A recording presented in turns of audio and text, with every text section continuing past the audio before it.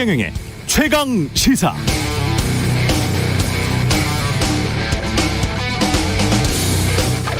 대통령은 왕이 아닙니다. 대한민국은 민주공화국이고 주권은 우리 국민에게 있습니다. 제발 정치인들을 왕에 비유하지 맙시다. 구린 사고를 가진 구식 정치와 구식 언론이 후진 사회를 만듭니다. 한국을 한국답게 하지 못하고 조선스럽게 합니다. 저는 민주공화국 시민이지 조선 왕조 백성이기는 싫습니다. 그게 그렇게 좋으면 당신들이나 하세요. 제가 이런 글을 쓴 게 지난 3월 18일 최경영의 최강시사 오프닝에서였는데요. 7개월 정도 지난 주말 TV 토론에서 윤석열 후보가 손바닥에 왕자를 쓰고 나와 화제입니다. 왕 화제네요. 지지자가 써줬다고 하는데 그 지지자는 또 무속인인가 무속인이 아닌가 하면서 정치권에서 논란이라고 하죠. 앞으로 내 집 강아지가 왕왕거렸다고 보도 자료도 나올 수 있을 것 같습니다. 수준이 참 갈수록 제가 다 부끄럽습니다.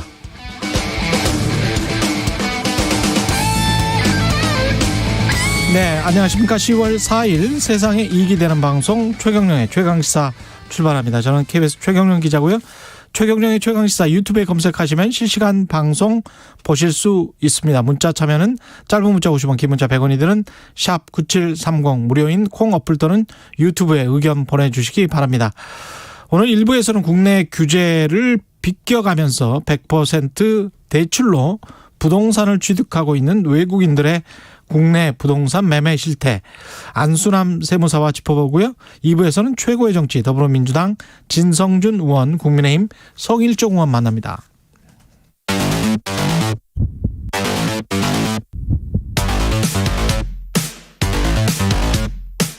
오늘 아침 가장 뜨거운 뉴스 언박싱.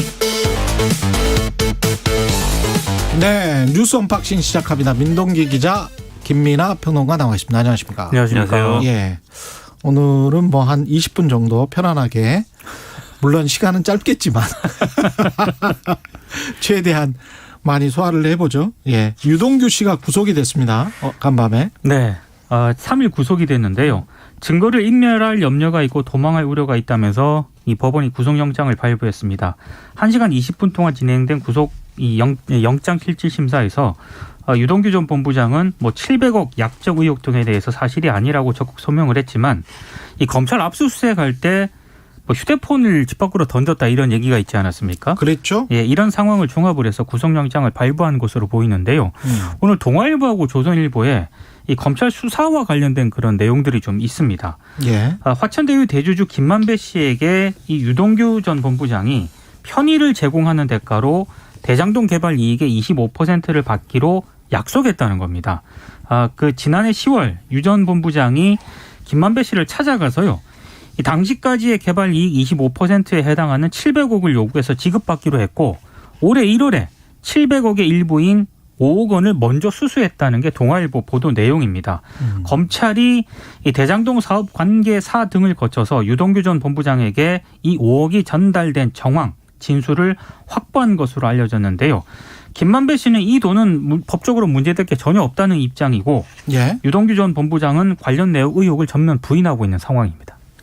그러니까 대가 관계로 개발이익의 25%를 받기로 했다라고 하면 이게 사실 이게 잘 상상이 안 되고요. 그렇죠. 이것은 지분을 차명으로 보유한 다음에 그것에 따른 어떤 수익을 배분을 요구한 것으로 봐야 되는 그런 대목인 건데 이 대목에 대해서 유동규 씨는 농담이었다라고 얘기를 하고 있습니다. 농담이었다? 네, 농담으로 얘기한 거였다. 700억을 줄까요? 뭐 얘기를 해서 어떻게 줄 건데. 700억이라는 말은 그 정영학 회계사의 녹취록에 있는 거죠? 녹취록에 있습니다. 그렇습니다. 전화 자기들끼리 전화를 하면서 그렇죠. 700억 달라 뭐 이랬다는 거죠. 네. 그렇죠. 예. 그리고 이게 700억 얘기가 그래서 유동규 씨 주장은 이제 농담이다. 이렇게 얘기를 하고 있는 거고. 농담이면 500억이나 1000억이 훨씬 더 자연스러운데 말이죠.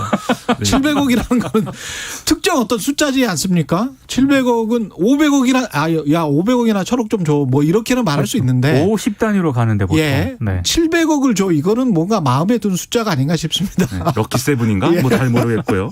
그다음에 이제 요거 외에 11억 8천을 이제 받은 부분이 있는데 11억 8천만 원 이미 받았어요? 네. 그렇다는 거예요. 지금 검찰 얘기는. 근데 예. 이제 요거에 대해서는 유동규 씨는 이거는 빌린 거다. 네라고 얘기하고 있습니다. 김만배 씨한테 11억 8천을 이제 빌렸다? 빌리고 차용증 쓴 거다 이렇게 주장하고 있는데 즉 무슨 얘기냐면 예. 검찰이 얘기하고 있는 혐의가 앞서 말씀하셨듯이 이 대장동 사업을 이 화천대유 일당에게 유리하게 설계하고 그것을 용인하는 대가로 1. 수익을 배분받기로 한 것이다. 2. 뇌물 11억 8천을 받은 거다. 이렇게 이제 대가 관계가 구성이 되어 있는 거지 않습니까? 그런데 700억 얘기는 농담한 거였고 11억 8천은 그냥 빌린 거다. 이렇게 해명하고 있고 그래서 대장동 개발 사업을 이렇게 설계한 거는 부정한 어떤 부당한 그런 설계가 아니다라고 유동규 씨 측은 주장하고 있다라는 거죠. 그런데 결과적으로는 구속이 된 겁니다. 이 유동규 성남도시개발공사 본부장이었죠. 네. 네, 사장 직무대까지 했는데 결국은 이게 가장 핵심은 이재명 후보에게 어느 정도 정치적 타격, 도의적 타격을 주느냐 뭐 이런 건 것 같고요. 그러니까 거기에서 어느 정도 연루돼 있느냐. 그렇죠. 또 그것도 밝혀져야 될 사실인 것 같고요. 그러니까 예. 두 가지 그 이재명 지사하고의 연관성 이제 두 가지 부분에서 봐야 될 필요가 있겠는데 첫 번째는 이재명 지사가 직접적으로 이 화천대유와 관련된 어떤 대가 관계라든지 또는 이해관계를 같이 하는 그런 사이였느냐. 그래서 이 화천대유를 통해서 발생한 이익을 예를 들면 뭐 배분받았다든지 아유. 그것을 공유했다든지 그런 게 있느냐. 이제 첫 번째는 그런 증거는 지금 아무것도 없죠. 그렇게 되면 대통령 후보로서는 뭐. 그렇죠. 예. 그래서 이 부분에 있어서는 증거가 없는 것인데 두 번째로 유동규 씨가 어쨌든 이재명 지사의 측근이다. 이 얘기가 있는 거 아니겠습니까? 국민의힘에서 주장하는 게 이 부분인데 예.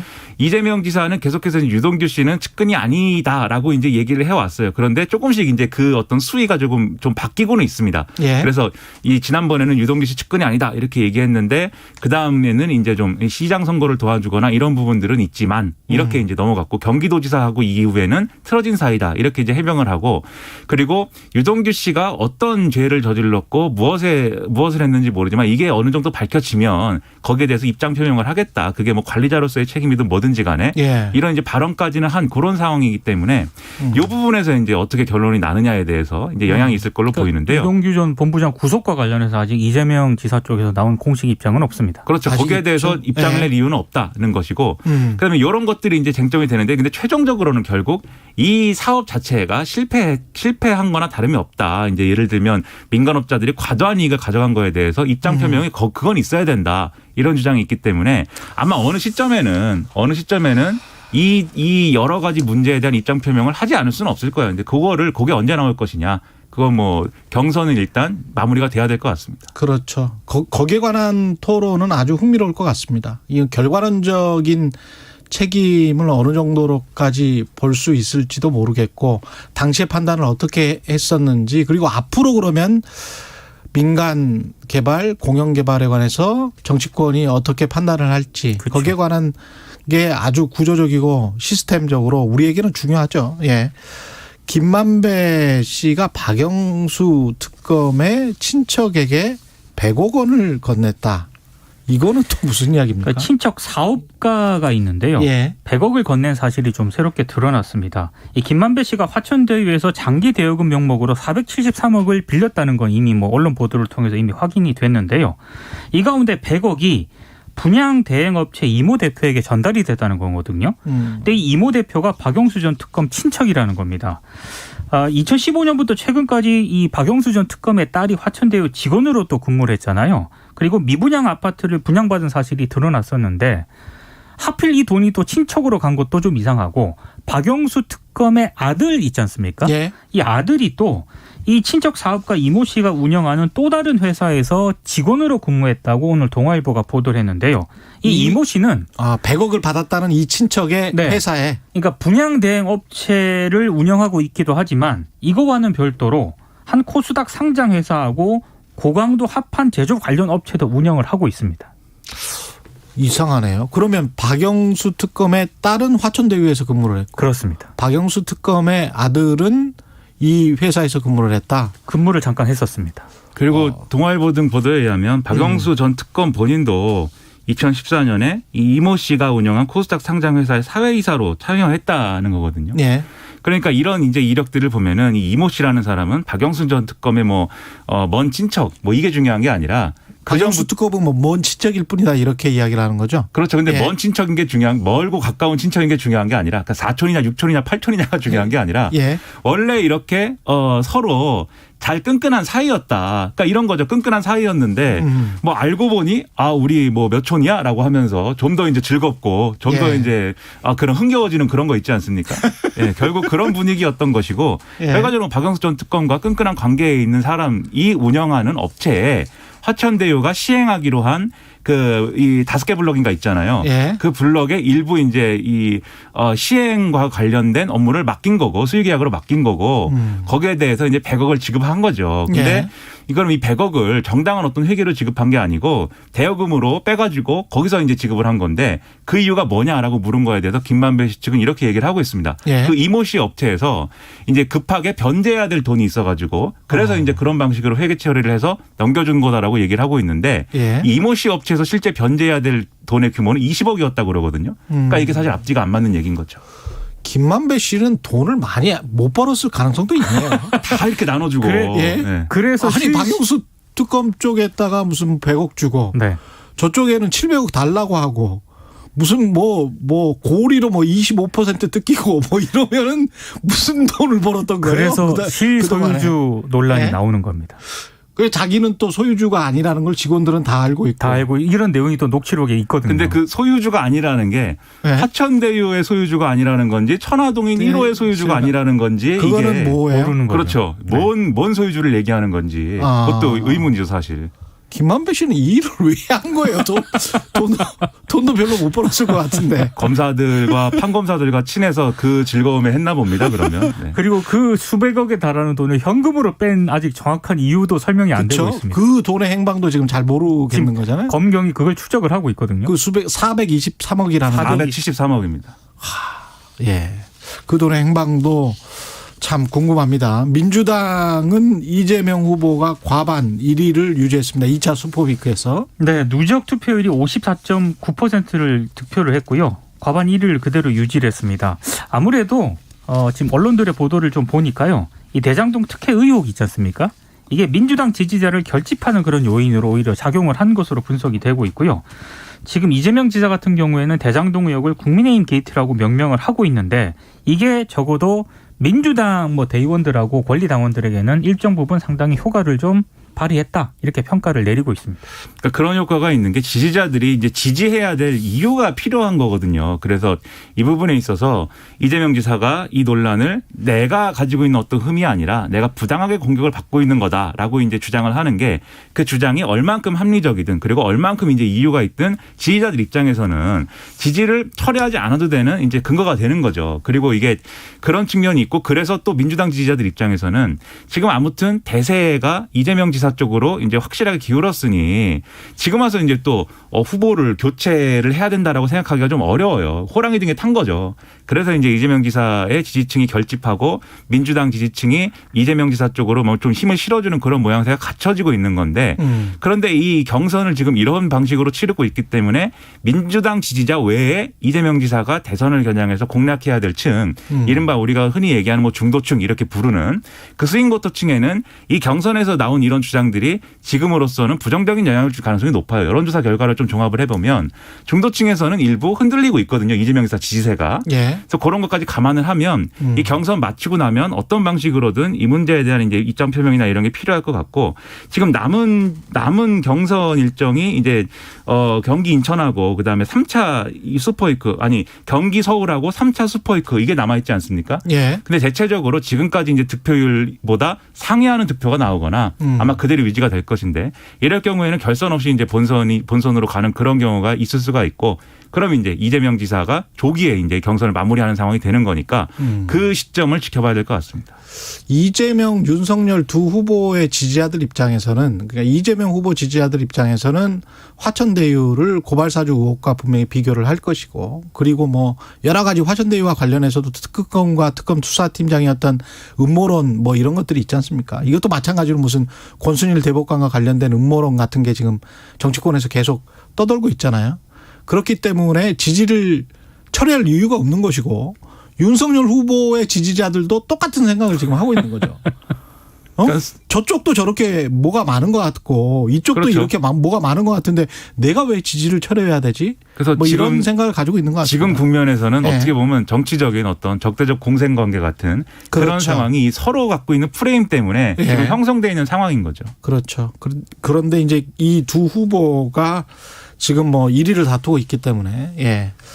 그런 어떤 뭐랄까 힘겨루기랄까요? 그런 게 있는 것 같고요. 국민의힘에서는 왕자 배에다가 왕자를 새긴 건 아니겠고요. 아, 그러면 좋은 거죠. 네. 저도 운동을 평생 열심히 한 거니까. 평생 한번 새겨보고 싶습니다. 예. 네. 예. 네. 그게 아니고 손에다가 왕자를 쓴 겁니까? 네. 윤석열 전 검찰총장이 예. 손바닥에 왕자를 쓴 채 대선 경선 토론회에 참여한 사실이 좀 확인이 됐습니다. 이게 이제 발단은 지난 1일 그 경선 5차 TV 토론회에서 시작이 됐거든요. 손에 이 손바닥에 검은색으로 왕자가 선명하게 새겨진 모습이 카메라에 포착이 됐어요. 그래서 이제 이거 역술적인 의미가 있는 게 아니냐, 대통령의 왕이라고 생각하던 뜻 아니냐, 이런 얘기들이 나오기 시작을 했습니다.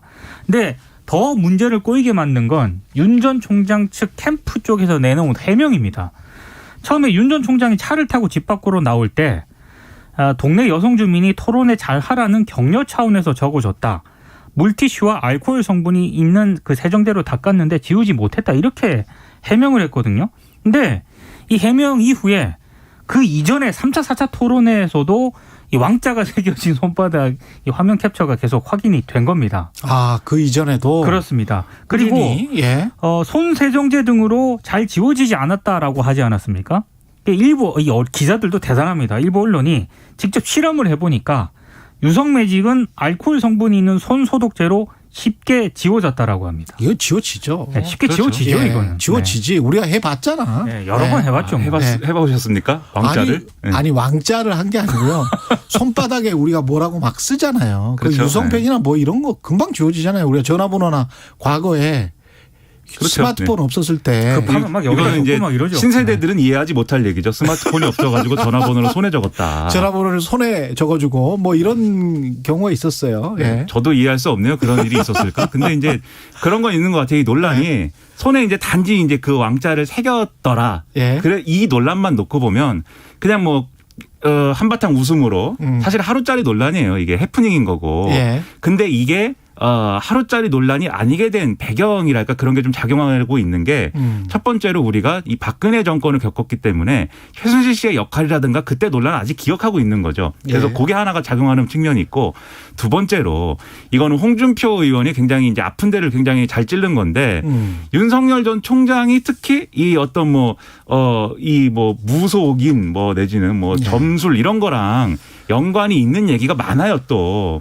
이게 예를 들면 예, 주변에 무슨 스님이 있고 그리고 또 스님 예, 중매를 또 스님이 해줬고 예. 본인이 주장한 거 아닙니까? 예. 그리고 김건희 씨의 그 논란의 논문도 그 운세 서비스의 회원을 유지하는 그 내용이잖아요. 그게. 아, 그렇죠. 그러다 보니까 아마 이게 이거 손바닥 얘기만 놓고 보면은 하루짜리 해프닝이지만 앞으로 경선 과정에서 계속 어떤 방식으로든지 간에 이 비슷한 얘기들이 나올 거고 심지어는 이 옛날에 홍석현 회장하고 이 술 먹고 만난 자리 거기도 점술가를 대동하고 온 거잖아요. 맞아요. 그 이야기 있었죠. 그건 그렇죠. 이제 홍석현 그쪽에서, 회장이 대동한 것으로 지금 알려지고 있는 상황인 거죠. 그래서 이게 하루짜리 논란이어야 될 것이 아마 경선 과정에서 어떤 방식으로든 계속 거론될 것으로 보여서 윤석열 전 총장에게는 아마 본인은 의도하지 않았던 상당한 좀 악재이지 않을까 이렇게 생각이 됩니다. 근데 왕정, 귀족정, 민주정 이게 20세기 민주정이지 않습니까? 네. 예, 왕정 한 1500년 했고요. 귀족정 잠깐 했고요.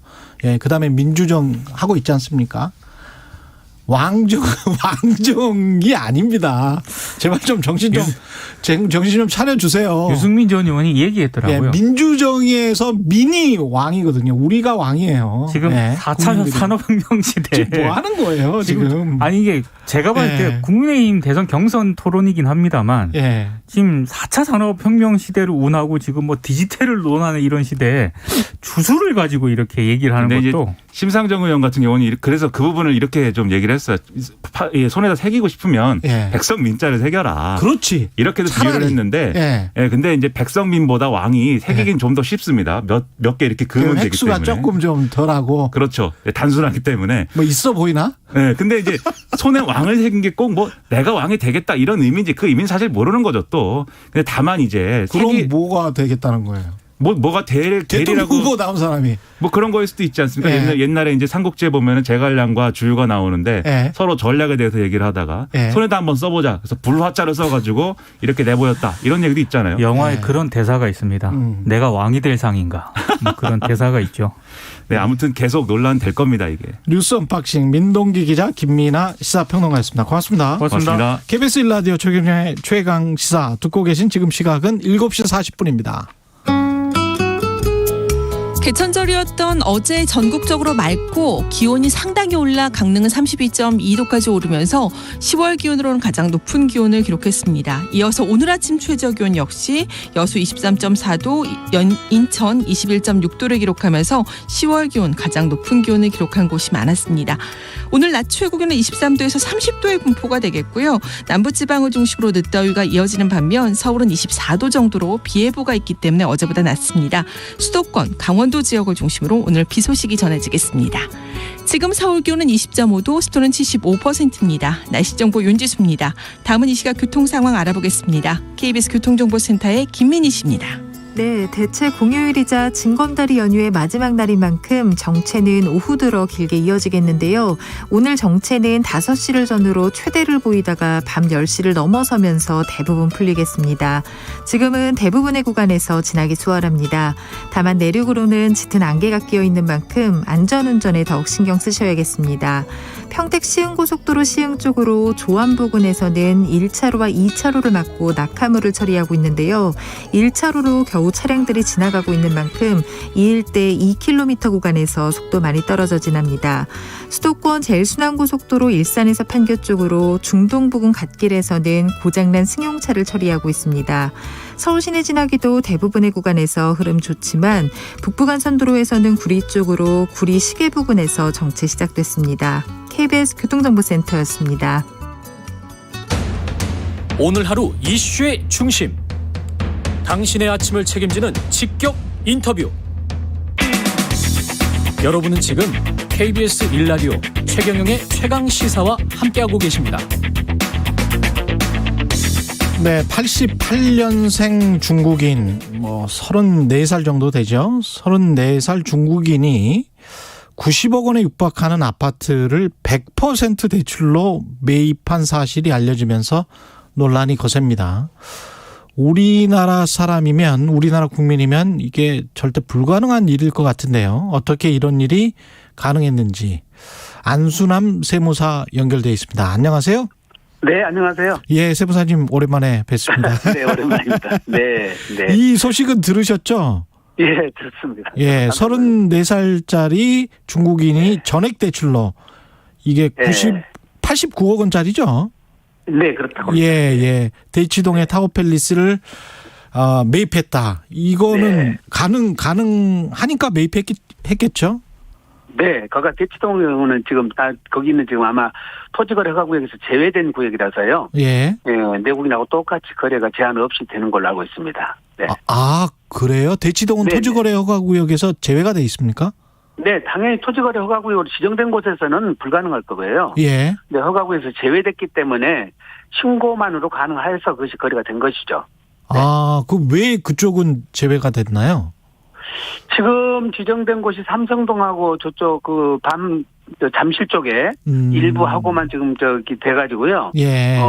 지금 그 토지거래 허가구역에서 제외된 구역 중에 거래된 곳이 곳만 지금 타워팰리스는 아마 제외된 것으로 알고 있습니다. 그나. 그렇군요. 네. 그때 왜 핀셋 규제 정부에서 한다 그러면서 동이나 단지별로 이렇게 하겠다. 그런 일환인 건가 보군요. 맞습니다. 예, 지금 그거를 주택 거래 자체를 지금 거래를 못하게 하는 것은 불가능하지 않습니까? 그렇죠. 단지 이제 지금 부동산 거래 등의 신고에 관한 법률에 따라서 토지거래 허가구역으로 지정이 되면 주택의 경우에는 주거 용도로 사용하는 자에 한해서만 허가가 나거든요. 예. 그러니까 실수 목적이 아닌 곳은 불가능하다는 거죠. 그러네요. 네. 생각해 보니 대치동 타워팰리스 같은 경우는 제 기억이 2006년 7년도가 가장 그 가격이 높았는데 그 이후로 그 새로운 아파트들이 많이 생기면서 그 주상복합의 단점이 많이 부각되고 그래서 가격이 조금 약세였긴 했었습니다. 생각을 해보니 그러네요. 그렇습니다. 예. 이게 펜트하우스가 89억 원이면 제가 그 펜트하우스를 한번 가본 적도 있는데 취재 때문에. 네. 예. 그러네요. 생각해 보니 그 가격이 많이 떨어져 있네요. 예. 예. 그 대출 규제를 그러면 전혀 이런 경우는 토지거래 허가구역이 아니면 받지를 않습니까? 외국인 같은 경우는? 외국인이든 내국인이든 저희들이 부동산 거래와 관련된 저는 상호주의를 선택하고 있거든요. 예. 즉 외국에서 규제가 들어가면 같이 규제를 하는 거고. 예. 그런데 전 세계적으로 전부 다 지금 허가에 대해서는 거의 없애는 거고요. 예. 외국인과 동일하게 지금 보통 하도록 돼 있고 저희들도 관련 법령에 따라서 7조에 그게 상호주의를 선택하도록 아예 법에 묶여 있어요. 그래서 허가를 임의로 막 외국인이라고 해가지고 특별하게 금지를 할 수는 없습니다. 그렇군요. 네. 그럼 만약에 토지거래 허가 구역이었다면 네. 이 사람 같은 경우는 이제 현지 뭐 은행을 이용해서 그러니까 중국 은행을 이용해서 어떻게 대출을 받은 것 같잖아요. 네. 그렇게 해서 그 토지거래 허가 구역에서 100% 대출로 아파트를 살 수 있습니까? 한국의 아파트를? 지금 이제 문제는 자금 조달 계획에 의해서 본인 자금의 경우에는 규제가 없는 거고요. 예. 대출만 우리가 대출 규제를 하고 있지 않습니까? 예. 15억 이상 넘는 건 아예 대출이 못 나가도록 돼 있고 LTV나 DTV 같은 경우로 대출 규제를 하고 있는데 그렇죠. 외국인의 경우에 내가 조달돼 있는 돈이 상속이든 증여든 내가 그 돈이 증여를 받았다 하더라도 우리 국내법으로 제한을 못 가하는 거고요. 그렇죠. 대출도 만약에 국내 은행에서는 당연히 규제를 받았겠죠. 지금 10억 넘었으니까. 예. 그런데 외국 현지 은행에서 대출을 받은 것에 대해서는 제한이 없는데 다만 내 토지거래 허가를 제한을 둔다 하더라도 내가 여기 들어와서 살겠어 하면 방법이 없는 거예요. 아, 그렇구나. 외국인이라도. 예. 네. 그래서 이제 그거는 본인이 들어와서 실수 목적으로 사겠다고 하는 경우에는 그걸 규제할 수 있는 방법이 지금 없는 거죠, 사실은. 그러면 뭐 중국 공상은행이나 뭐 뱅크 오브 아메리카나 미국 은행에서 또는 중국 은행에서 내가 대출을 뭐 수십억을 받아서 한국에서 부동산을 취득했다. 그러면 토지거래 허가 구역이든 아니든 아무 상관이 없네요. 그렇습니다. 허가 구역이라 하더라도 실수 목적으로 취득하겠다고 해서 허가를 득해버리면 취득의 제한을 가할 수가 없습니다. 그거는. 그 어느 정도로 그러면 외국인들 그 부동산 매매가 이루어지고 있나요? 지금 시장은? 저희들이 이제 정확하게 통계는 잘 모르겠지만 지난번 좀 국회 그 김지웅 의원이 그 자료 제출한 거 보면은 최근 한 10년간의 외국인 그 토지주택 현황 자체가 아파트만 해도 지금 한 2만 3천 건이나 된다고 그래요. 2만 3천 건? 거래 규모도 약 7조 원 가까이 이른다고 하니까 사실은 엄청난 거라고 봐야죠. 예. 근데 국적을 보면 바로 이제 옆에 나라 지금 뭐 돈을 한참 잘 벌고 있는 중국인들이 굉장히 많잖아요. 아마 중국인들이 거의 70% 가까이 차지한다고 그런 것 같습니다. 통계적으로. 그렇죠. 네. 그러면 이게 중국인들은 왜 이렇게 국내 부동산을 좋아하는 겁니까? 우선 중국 자체가요. 현재 부동산에 의해서 가격 급등으로 시세 차익을 많이 누렸기 때문에 네, 중국에서 이미 그 맛을 본 사람들이거든요. 근데 그쪽은 중국은 가격이 그런데 들랑달랑 할 수가 있는데요. 한국 사정을 잘 알잖아요. 중국 사람들이요. 그렇죠. 특히 이미 제주도에서 투자를 많이 해가지고 수익을 엄청나게 냈기 때문에 그래서 한국에 관한 정보가 엄청나게 많이 갖고 있습니다. 네. 특히 미국 쪽에서 그동안은 정보를 많이 갖고 있어가지고 지금 미국에 거주하고 있는 재외 국민들을 통해서 한국은 투자가 이루어지고 있는데 중국은 중국 현지를 통해서 지금 이루어지고 있고요. 이제 그쪽에 있는 부동산에 관한 정보들이 데이터가 정확하게 축적돼 있고 한국은 부동산 가격이 거의 사실은 주식처럼 시장 가격이 거의 투명하게 공개가 돼 있어요. 그렇죠. 네. 그러다 보니까 거의 여기는 의심이 없다는 거죠. 타워팰리스 아파트 그러면 그 가격 차이가 1억에서 뭐 예를 들어서 1억 5천 차이밖에 안 난다는 겁니다. 그러니까 속일 일도 없고요. 거래가 안전하다는 거고. 그다음에 지금 상황을 시장 상황을 한국에서 시장 상황은 굉장히 낙관적으로 보고 있다는 겁니다. 그렇군요. 그러다 보니까 중국인들이 접근하기 쉽다는 거죠. 상하이 아파트 가격이나 뭐 이런 것들도 뭐 상상을 초월할 만큼 비싸기는 하더라고요. 그렇습니다. 그쪽에서 수익을 보고 한국에서 또 한번 투기 내지 투자를 해보자 뭐 이런 거래요. 그렇습니다. 예. 예. 거리상으로도 한두 시간이면 놔버리니까요. 아, 그렇죠. 와가지고 한국에서 뭐 쇼핑도 하고 가고. 어떻게 보면 이게 뭐 국내 경기나 소비나 뭐 이런 거를 보면 뭐 무조건 나쁘다, 무조건 막아야 된다 이렇게 말하기는 또 힘들 것 같긴 합니다만 경제적으로 봤을 때. 지난번에 제주도에서 투자를 그렇게 유치한 거는 사실은 그런 외국 자본을 투자해서 국내 경제를 활성화시킨 목적으로 했던 건데 이게 투자 자본이 과도하게 들어오다 보니까 지금 가격이 급등을 하는 그런 이제 기이한 현상이 벌어진 거죠. 현재 이제 우리 국내 수요도 너무 과다해서 지금 가수요를 규제하고 있는 판인데 외국 자본까지 들어오니까 사실은 수요 공급이 조금만 깨져도 주택의 경우에는 가격 급등이 와버리지 않습니까? 그렇죠. 그러니까 근데 그게 지금 현재 올해까지면 거래 건수만 보더라도 지금 한 상반기 2,700건이고요, 아파트가요. 2020년에도 5,600건만 거래됐다고 그러거든요, 아파트만 해도. 그러니까 이게 지금 서울 시내 최근 거래량을 보면은 이게 거의 뭐 서울 시내 전체 거래량을 다 차지할 정도 거래 건수거든요, 이게. 작은 건수가 아닙니다, 이게. 아니 다른 나라들 같은 경우에 캐나다, 뭐 호주, 뉴질랜드 중국인들이 선호하는 지역들 있지 않습니까? 네. 그런 데는 좀 규제를 하잖아요. 이제. 그렇습니다. 이 너무 막 사들이니까 우리도 조금 생각을 해야 될 것 같은데요. 정의도 지금 당연히 규제를 좀 해야 될 필요가 있는데 그거를 뭐 아까 말씀드린 대로 거래를 금지할 수는 없지만 중국 같은 경우도 지금 자기들은 우리 한국 사람들한테 그거를 매각을 하는데 제한을 두거든요. 1년 이상 거주한 경우에 한해서 매수할 수 있는 자격을 준단 말이죠. 저희도 사전에 그런 제한을 둘 필요가 있는 거죠. 그렇죠. 그래서 그냥 너무 제한을 안 두고 있는 거는 지금 규제가 지금 문제가 상당히 많다고 보여지고요. 국회에서 아마 그것이 제한되어 있는 것 같은데 그거를 지금 손을 안 대고 있는 것 같습니다. 그것이. 최정윤 님도 외국인 부동산 매입 규제해야 합니다. 시드니, 멜버른 등 호주 부동산값 엄청 올려놔서 호주 국민들이 피해봤어요. 이런 말씀하셨는데요. 우리도 이렇게 우리나라 사는 거를 원한다면 우리나라 아파트나 뭐 이런 것들을 원한다면 조금 생각을 달리 해봐야 될 것 같고요. 그다음에 이 사람들 세금은 어떻게 되나요? 와가지고 투자. 세금은 국내 사람이나 국외 사람이나 외국이나 다 똑같거든요. 오히려 비거주자들이 세제상은 불이익이 주도록 되어 있는데 이제 비과세를 안 해주고 감면을 안 해주는 그런 불이익이 있어요. 근데 최근에 들어서 우리가 다주택자들에 대해서는 중과세라고 있지 않습니까? 취득세 중과세고 종합부동산세도 중과세고 양도소득세도 중과세를 하는데요.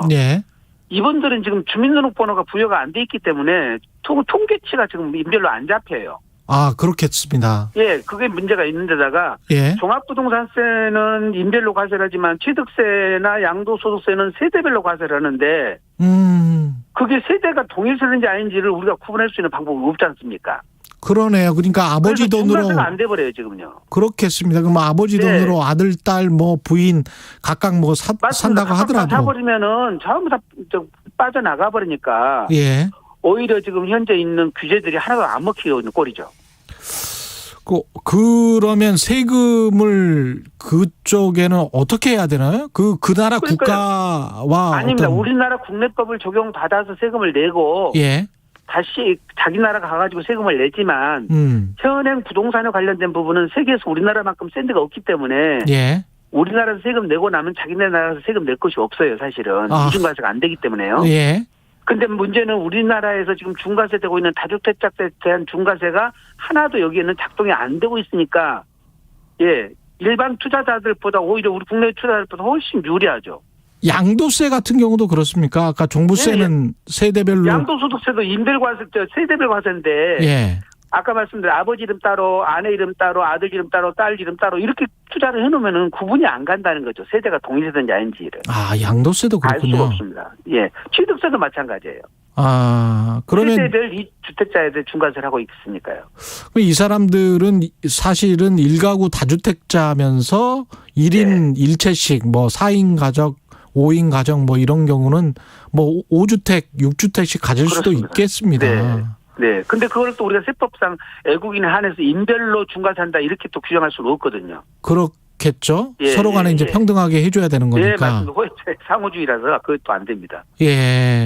그러면 이 사람들이 뭐 중국은행이나 아니면 미국은행에서 돈을 빌리는 거를 우리가 막을 수는 없는 거 아니에요, 또. 그렇습니다. 대출 규제는 못 하는 거잖아요. 그죠? 네. 그러면 이게 정부가 그때 그 외국인이 주택을 매입할 때 부동산 거래 계약 신고서에 체류 자격 같은 거를 기재하게 하는 방안 검토했었지 않습니까? 네. 이거는 지금 안 되고 있습니까? 그거는 가능하겠죠. 그거는 가능하겠죠. 아, 그거는 가능하다. 이제 지금 현재도 저희들이 외국인에 한해서만 허가를 받도록 되어 있는 제한 규정이 일부 있어요. 근데 그거는 지금 현재 군사시설 보호구역이라든지 문화재 보호구역이라든지 지금 야생 생물 특별 보호구역이라든지 이런 특별한 경우에 한해서 외국인들을 취득을 제한을 하는 거거든요. 그런데 우리가 주택의 경우에도 저희들은 지금 현재 우리 국내 내국인한테도 지금 부족하지 않습니까? 그렇죠. 그러니까 외국인 취득이라든지 법인 취득에 대해서는 일정 자격 요건을 줘가지고 임의로 취득 못하게 마음대로 취득 못하게 제한을 두야만이 그게 가능하지. 지금 자금이라든지 그런 대출이라든지 또는 뭐 증여 또 자금 조달 계획서라든지 시간이 다 됐습니다. 막을 수가 없습니다. 안순남 세무사님이었습니다. 고맙습니다. 네, 감사합니다. KBS 1라디오 최경영의 최강시사 1부는 여기까지입니다.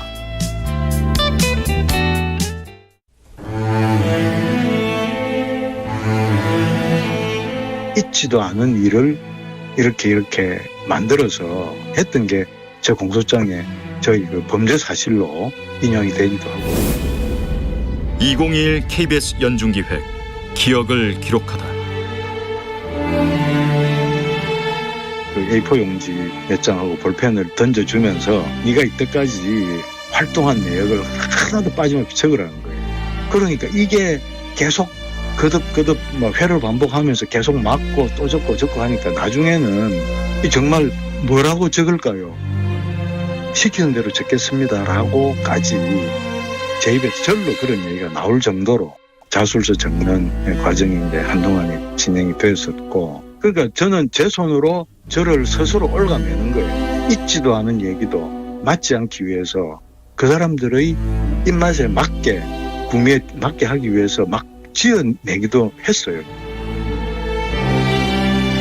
자술서 쓰는 과정에서 이제 뭐가 나오면 이거를 이제 저쪽 친구하고 자기들끼리 맞춰보고 뭐가 조금 틀리면 뭐가 다르면 그때는 또 이제 패서 맞추게 하고 이런 과정으로 만들어진 게 불임 사건 없는 거를 만들어서까지 내 죄라고 이렇게 적는 스스로에 대한 자괴감 이런 것도 굉장히 심했고, 결국은 이제 고문이라는 게 한 사람을 그런 식으로 심리적으로 감정적으로 무너지게 만드는 과정. 1981년 가을 불임 사건의 피해자 이상경 씨는 기억합니다. 거짓 증언과 날조된 사실로는 진실을 가릴 수 없다는 것을 잊지 말아야 합니다. 당신과 대한민국의 기억, KBS가 기록합니다.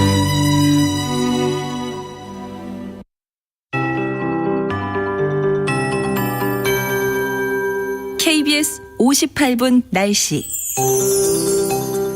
개천절이었던 어제와는 다르게 오늘 구름 양도 많고 일부 지역은 비 예보도 있습니다. 우리나라 북쪽으로 기압골이 지나갈 것으로 보이기 때문에 이미 서해 5도 지역은 비가 내리고 있고, 오늘 오전 중에 수도권 북부와 강원 영서 북부 지역부터 비가 내릴 것으로 보이고요. 오후가 되면 그 밖에 수도권 지역과 강원 영서 중부, 강원 영동 북부 지역까지 확대될 전망입니다. 강원 영서 남부나 충청남도 북부 지역에서도 빗방울이 떨어질 것으로 보입니다. 특히 경기 북부 지역은 오늘 오후부터 저녁 사이에, 강원 영서 중북부 지역은 오늘 저녁부터 내일 오전 사이에 돌풍과 함께 천둥 번개를 동반하고 시간당 강우량도 20에서 30mm에 달하는 강한 비가 내리면서 예상 강우량도 다른 지역보다 훨씬 많은 20에서 70mm가량이 되겠습니다. 그 밖의 지역은 5에서 30mm 정도의 비를 내다보고 있고요. 수도권 지역과 강원도 지방은 이번 주 비 소식이 잦다는 점도 참고하시기 바랍니다. 내일 오전까지는 서해안과 강원 영동 지방을 중심으로 바람이 아주 강하게 불겠고, 그 밖에 중부 지방도 바람이 강풍 예상됩니다. 낮 최고 기온은 23도에서 30도의 분포로 서울 24도, 세종 27도, 제주는 오늘도 30도 안팎까지 높은 기온 예상됩니다. 지금 서울 기온은 20.6도, 습도 75%입니다. 윤지수입니다.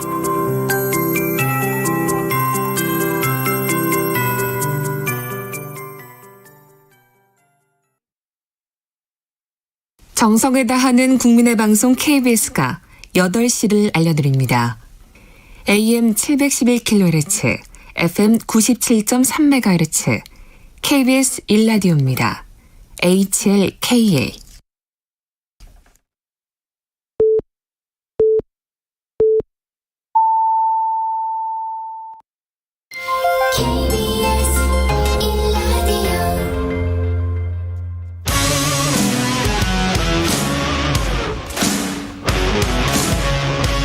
오늘 하루 이슈의 중심 최경영의 최강 시사.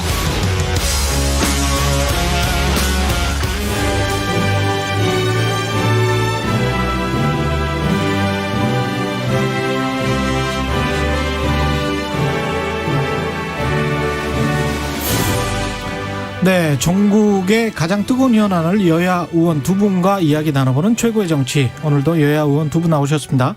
더불어민주당 진성준 의원님 나오셨습니다. 안녕하십니까? 네, 안녕하세요. 예. 진성준입니다. 예, 진성준 의원님 나오셨습니다. 국민의힘 성일종 의원님 나오셨습니다. 안녕하십니까? 네, 안녕하십니까. 서산 태안 출신 성일종 의원입니다. 네, 성일종 의원님 나오셨습니다. 최경영의 최강시사 유튜브에 검색하시면 실시간 방송 보실 수 있고요. 스마트폰 공으로 보내시면 무료입니다. 문자 참여는 짧은 문자 50원, 긴 문자 100원이 드는 샵 9730 무료인 콩 어플 또는 유튜브에 의견 보내주시기 바라고요. 예, 민주당 2차 슈퍼위크 끝났는데 이재명 지사 과반 압승했습니다. 어느 정도 예상은 하셨을 것 같습니다. 두 분 다 어떠십니까? 예, 그 직전에 부산, 울산, 경남 선거가 있었는데 많은 분들이 이른바 대장동 개발 사업에 얽힌 의혹 문제가 경선에 어떻게 반영될 것인가 이렇게 주목을 했는데 제주 경선에서나 또 부울경 경선에서 별로 영향이 없이 압도적인 득표를 했기 때문에 인천 슈퍼위크에서도 그 추세가 유지되지 않겠나 이렇게 관측들을 했습니다만 그런 관측을 훨씬 뛰어넘는 득표율 59.8%를 득표하면서 대세론을 다시 한번 확인하는 그런 결과였습니다. 제가 볼 때는 여든 야든 국민이 참여하지 않는 비교적 자기 지지자들 중심으로 하는 것은 어떤 외부적 요인이 있을 때에 예를 들면 대장동 사건 같은 게 있을 때 더 콘크리트해지죠. 굳어지죠. 더 굳어진다. 예, 그렇습니다. 지지층이 결집한다. 그렇습니다. 예. 특히 민주당의 당원 중심들하고 또 국민선거인단이잖아요. 이분들은 민주당의 확장성에 대한 고려를 한 거란 말이에요. 그래서 민주당을 좋아하는 분들이 가 있어요. 일반 국민들 전체로 상대를 하는 게 아니기 때문에 대장동은 반영될 수가 없는 구조라고 보여져요. 아니면 확 아주 뒤집을 수 있는 특별한 것들이 나왔다고는 또 모르겠지만 그렇기 때문에 아마 더 예상됐던 대로 나온 거 아닌가 그런 생각을 갖고 있습니다. 서인철 의원님 대장동은 반영되지 않은 결과다라고 말씀하셨는데 진 의원님 반영될 수가 없는 구조죠. 반영될 수 없는 구조다. 그 구조라기보다 말씀하신 대로 그런 측면이 있습니다. 국민 참여 경선이긴 하지만 그래도 민주당의 우호적인 분들이 다 선거인단에 참여하셨기 때문에 민주당 잘 되기를 바라는 분들이 오셔서 투표하는 것이니까 그런 측면이 있습니다만 그럼에도 불구하고 그렇게만 볼 수 없는 측면이 있다고 봅니다. 현재까지 대장동 개발 사업과 관련해서 이재명 지사가 구체적으로 어떻게 얽혀 있는지 그러니까 다시 말해서 이재명 지사에게 흘러들어간 돈이 있는지 하는 얘기는 전혀 나오지 않고 있거든요.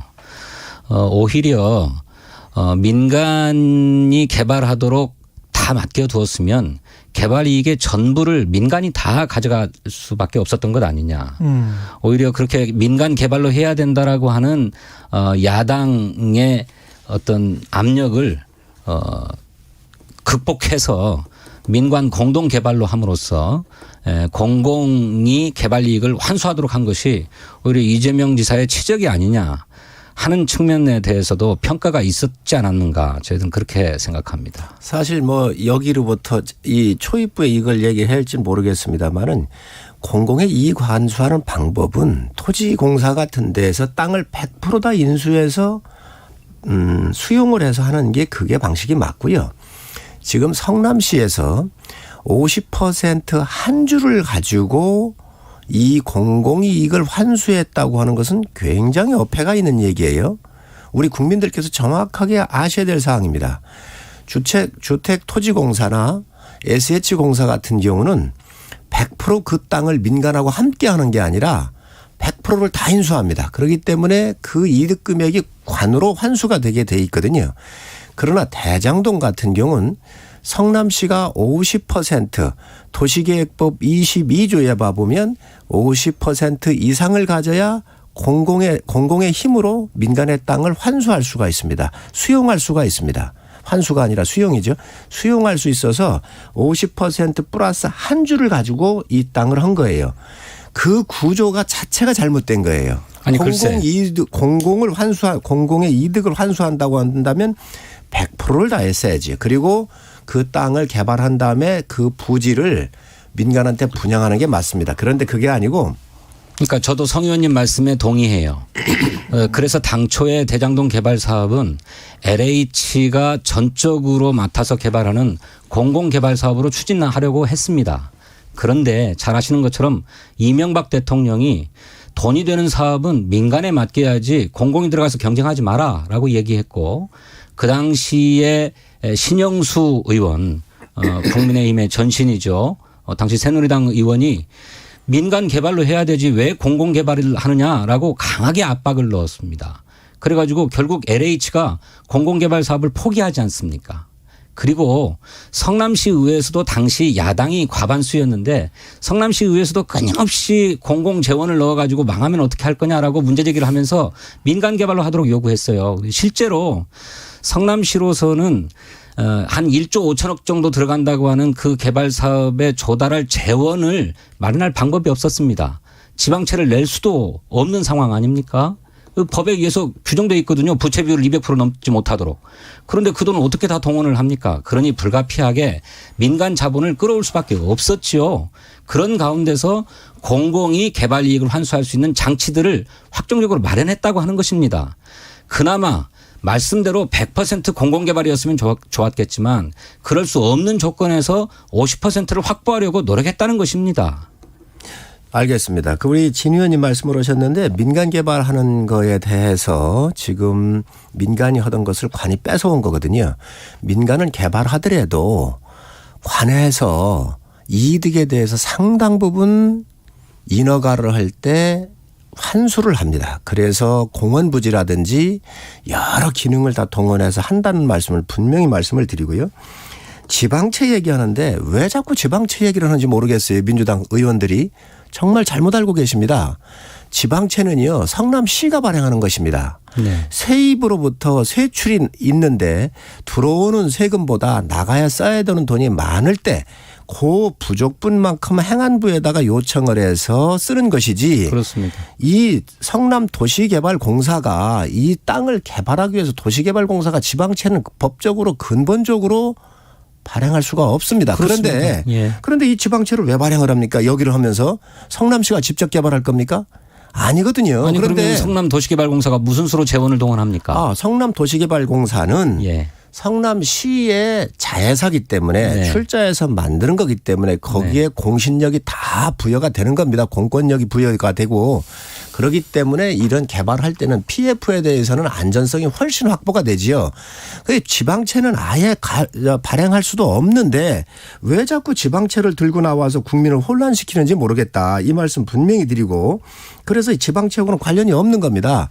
다시 한번 말씀을 드리지만 이 건에 대해서는 50% 플러스 한 주를 가져간 것 자체 설계 자체가 민간 이 7%의 민간한테 주기 위한 아주 잘못된 의도된 그러한 계획이었다는 거예요.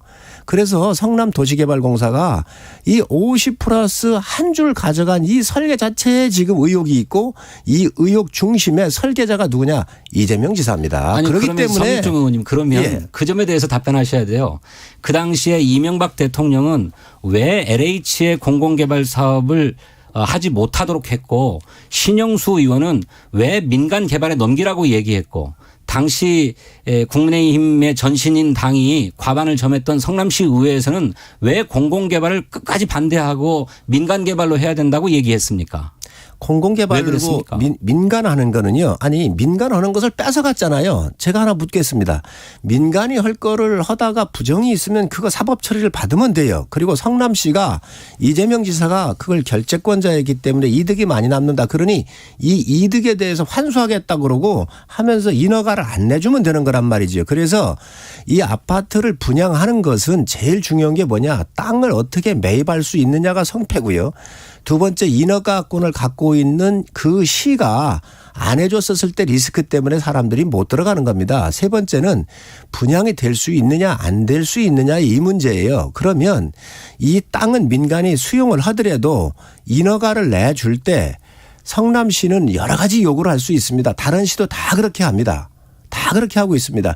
이거 안 해주면 되는 거예요. 그런데 이 민간 또 문제가 있으면 구속해서 공권력을 작동시키면 되는 거예요. 그런데 성남시는 그게 아니고 민간하고 있던 것을 뺏어왔어요. 뺏어와서 제대로 했으면 좋아요. 그런데 7% 사람들한테 약 1조 원에 이르는 민간한테 이득을 준 거 아닙니까? 성남시는 50% 50% 플러스 한 주로. 자, 네. 그렇기 때문에 성남시장인 이재명 지사가 뭐라고 그랬는가? 이거 내가 설계했다. 유동규는 실무자일 뿐이다 그랬어요. 설계하는 사람이 민간한테 7% 지분 주면서 이렇게 어마어마한 미래에 발생될 이득에 대해서 환수 조치 안 했다고 한다면 이거는 무능을 떠나가지고요. 국가 경영이 없는 사람이에요. 그러니까 우리가 이걸 알아야 돼요. 말씀하신 대로 그 점에 대해서는 분명하게 말씀을 못 하시는데 왜 당시 국민의힘이 민간 개발로 가야 된다라고 하면서 공공 개발을 한사코 반대했는지에 대해서는 분명히 설명을 못 하고 계신 것 같고요. 제가 알겠습니다. 두 번째로 이재명이 설계했다라고 하는 거는 그 민간에게 고스란히 넘어갈 뻔했던 그 개발 이익을 공공이 안정적으로 확보할 수 있는 방안을 마련했다고 하는 것입니다. 잘 아시는 것처럼 대장동 개발 사업뿐만 아니라 당시에 성남시의 수건 사업은 수정구 신흥동에 있는 공단에 공원을 짓는 것이었어요.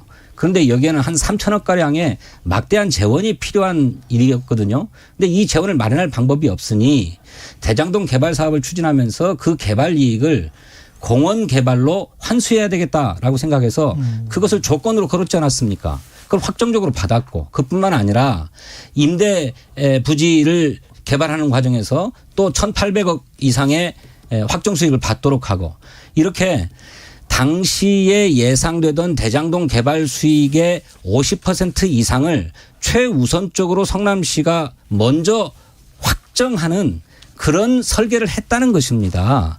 그것이 이재명 지사가 스스로도 잘한 일이라고 업적으로 내세웠던 거예요. 근데 이것을 부정하면 안 된다고 생각합니다. 그런데 결과적으로 나중에 부동산 값이 뛰면서 민간에게 돌아가는 개발 이익이 많아졌죠. 그게 중간에 너무 많아진 것 같으니까 또 1,000억 원가량의 개발 이익을 또 환수하기도 합니다. 이런 것이 다 이재명의 결단과 지시로 이루어졌다는 거예요. 그럼에도 불구하고 많이 남았죠.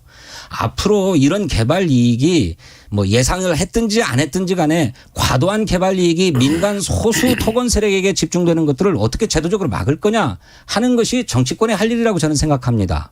그런 점에서 이재명 지사가 이 점에 대한 의지를 내보이는 것 이거 평가해야 된다고 생각해요. 문제는 이런 과정을 통해서 뇌물을 주고받았는가 또 민간이 걷어가는 개발 이익을 뒤로 챙겼는가 하는 것인데 이것에 대해서는 아무 말씀도 못하고 계시잖아요. 자, 제가 설명을 하겠습니다. 우리 진 의원님께서 말씀하시는데 국민의힘이 관련된 것도 아니에요. 민간이 하는데 그거를 왜 관으로 가지 않고 민간하게 해달라고 했느냐 이 얘기를 하시는데 국가는요 가능하면 개인의 재산을 보유하는 게 좋습니다. 헌법에도 사유재산이 다 명시가 돼 있습니다. 자, 그런데 성남시가 이 땅을 수용할 때 어떻게 했습니까? 시가가 600만 원이에요. 근데 280만 원 정도에 수용을 했거든요. 여기에 그 피눈물 나게 하는 사유재산을 침범한 이 권력에 대해서 어떻게 얘기를 할 겁니까? 그렇기 때문에 가능하면 민간이 그 땅을 시세에 사줄 수 있도록 민간한테 하는 게 맞고요. 그리고 아주 특수한 경우 정말로 알박기 했다든지 이럴 때는 공권력이 개입하는 게 맞다는 말씀 제가 드리고 또 이 건에 대해서는 민간인이 하다가 안 됐었으면 사법적 잣대를 대면 되는 거예요. 이 지금 성남시가 이것을 뺏어온 것 자체가 잘했다는 겁니까? 그래서 이 문제가 있는 것이고요. 또 두 번째 공원 얘기를 하시는데 제1공원을 했더라고요. 이거는 이 기반 시설을 할 때에 기초 공사하는 거로 집어넣은 거예요. 이게 10km 떨어져 있어요. 거기에 공원도 필요 없습니다. 왜 그러냐? 제가 조사했어요. 1공단 부지 옆에 2km 안에 공원이 11개가 있습니다. 조사해 보십시오. 이 부지도 어디 건지 아십니까? 개인 게 아닙니다. 군인공제일 겁니다. 군인공제가 3,700억인가 투자를 했는데 이거를 주상복합을 지으려고 그랬는데 이것을 강제 수용을 했어요. 그래가지고 2,400억 정도를 지금 현재 회수를 못하고 있습니다. 그런데 군인공제가 어디냐. 직업군인들이 재형저축 같은 돈을 넣어가지고 운영하는 데예요. 1인당 130만 원 정도 손실을 줬더라는 거예요.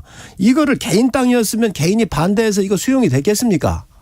그럼에도 불구하고 사업 추진이 제대로 안 되는 거죠. 그렇기 때문에 이거는 기반 시설할 때 들어가야 되는 아주 기본적인 돈을 넣어놓은 거예요. 원래 해야 되는 거예요. 그런데 5,903세대인 대장동 안에는 공원이 없습니다.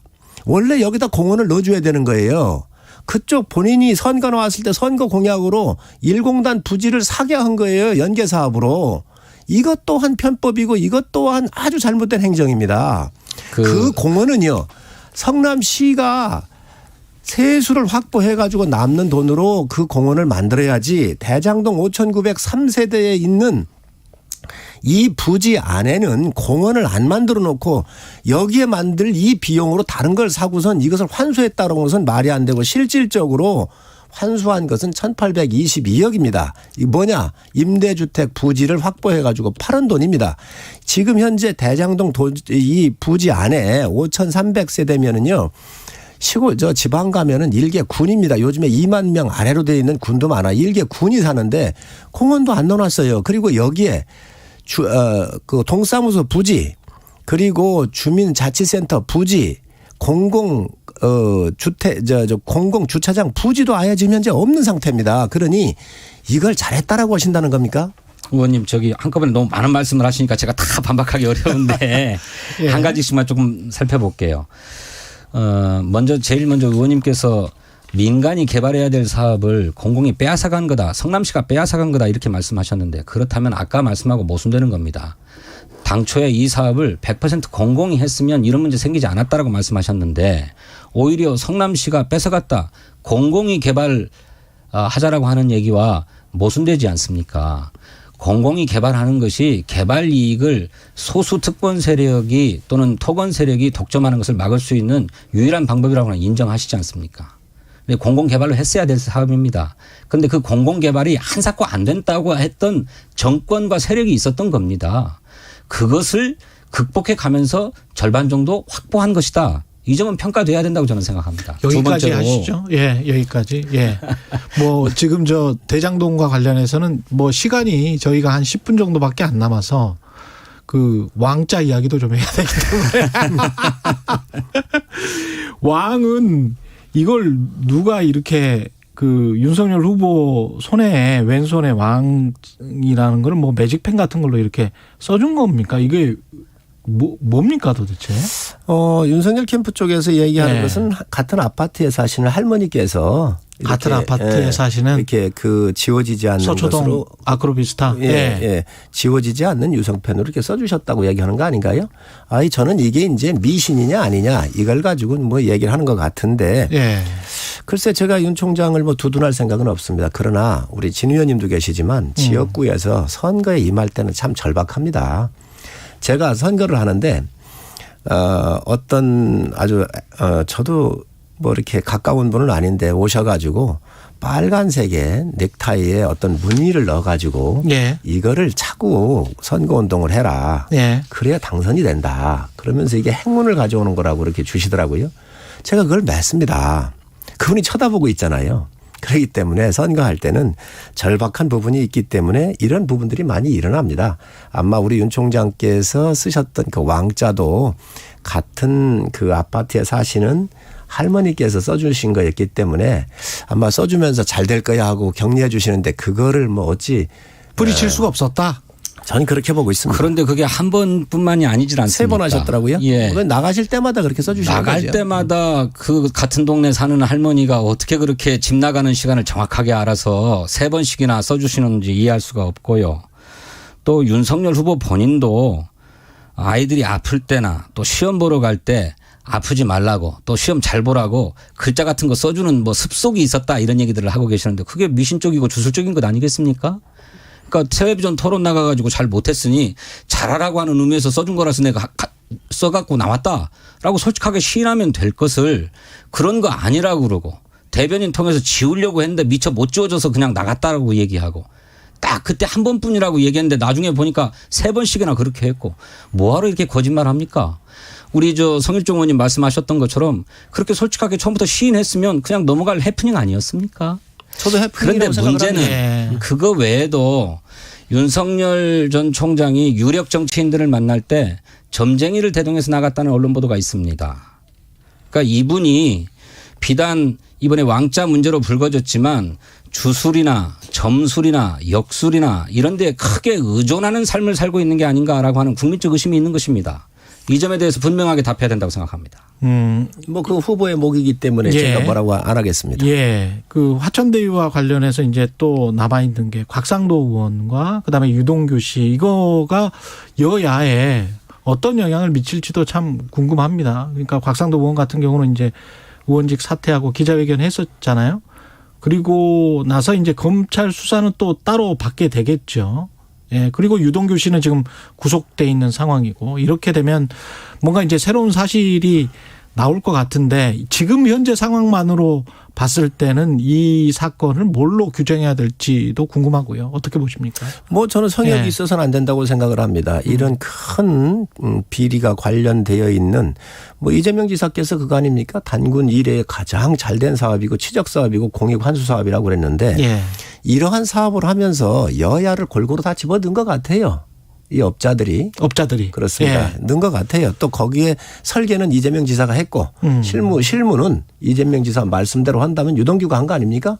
자 그러면서 여기에 관련돼 있는 업자들이 곽상도 의원 아들도 넣었고 원유철 의원도 넣었습니다. 그래서 저희 이야기는 모든 거 다 포함해서 특검으로 가자. 왜 못 가는가? 그래야 국민적 의혹을 해소할 거 아닙니까? 그리고 단군 이래에 가장 잘 돼 있는 사업이라고 그러는데 특검을 통해서 제대로 이것이 밝혀지면 이재명 지사 대선 가도에 더 청신호가 켜질 겁니다.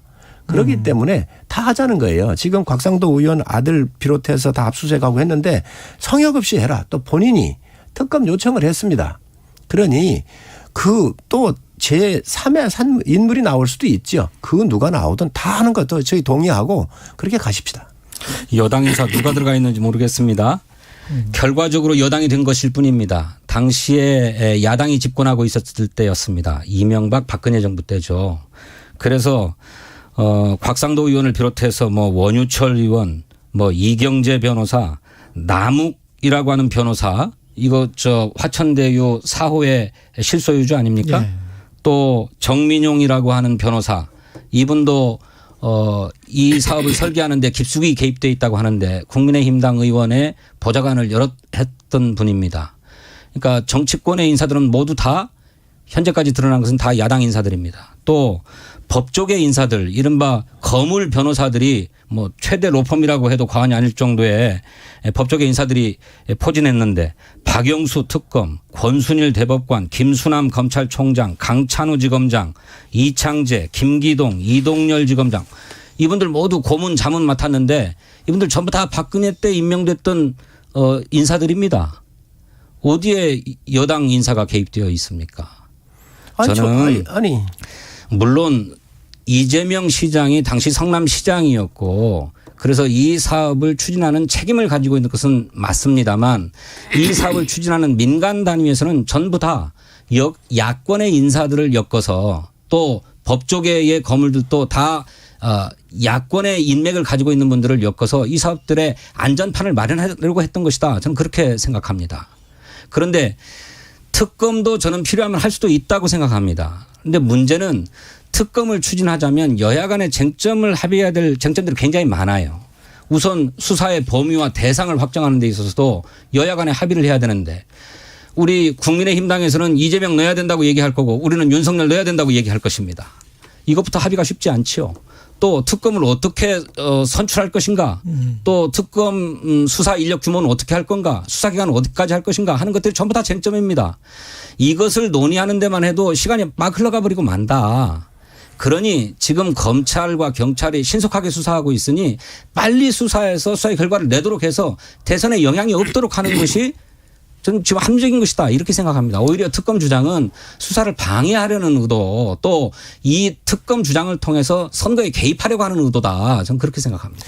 우리 진 의원님 그렇게 주장하실 수 있다고 생각을 합니다. 야당의 그 남욱 변호사인가요? 그 사람도 2008년인가에 아마 이렇게 저희 당에 왔었던 것 같더라고요. 그래서 청문위원회 부위원장이었죠. 그렇습니다. 네. 그런 사람들 다 포함하자는 거예요. 그리고 민간이 개발하려고 했다 관련됐던 사건인데 그걸 성남 씨가 뺏어온 거잖아요. 그러니까 관련됐던 인사든 어느 누구든 다 하자.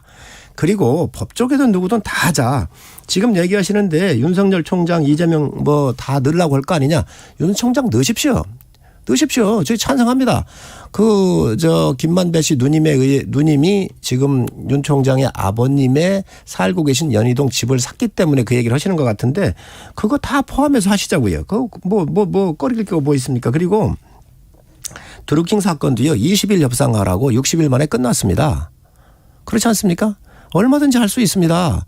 문제는 이 사건에 있어서 설계자가 이재명 지사고 결재권자가 이재명 지사고 감독을 이재명 지사가 했습니다. 그리고 그 밑에서 실무의 총괄을 유동규 본부장이 했습니다.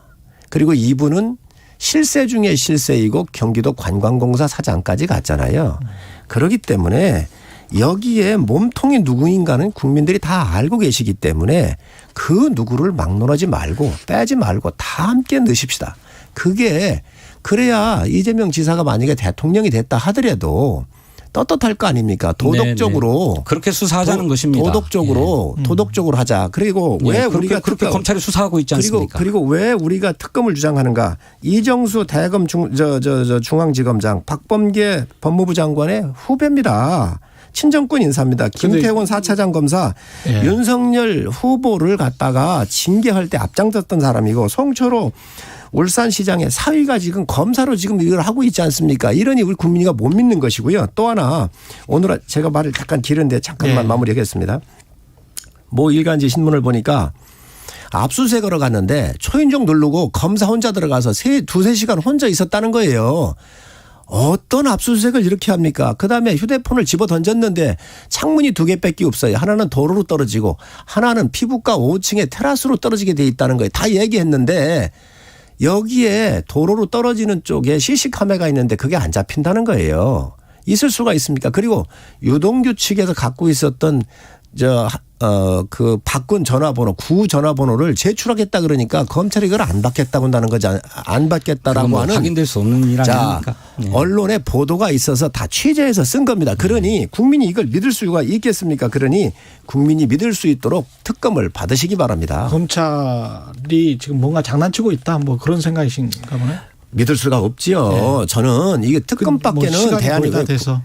특검밖에는 대안이 없고. 근데 박영수 특검도 사실은 많이 해먹은 것 같잖아요, 지금. 거기도 다 넣으십시오. 다 넣으시고. 아니 그러니까 특검을 임명을 했는데 특검이 이렇게 가짜 수산업자랄지 이렇게 쭉 사건은 틀리죠. 사건은 아니 틀리니까. 이것도 화천대유도 마찬가지로. 그리고 박영수 특검. 그 당시 민주당이 추천한 거를 박근혜 대통령이 임명한 겁니다. 야당 추천 인사를.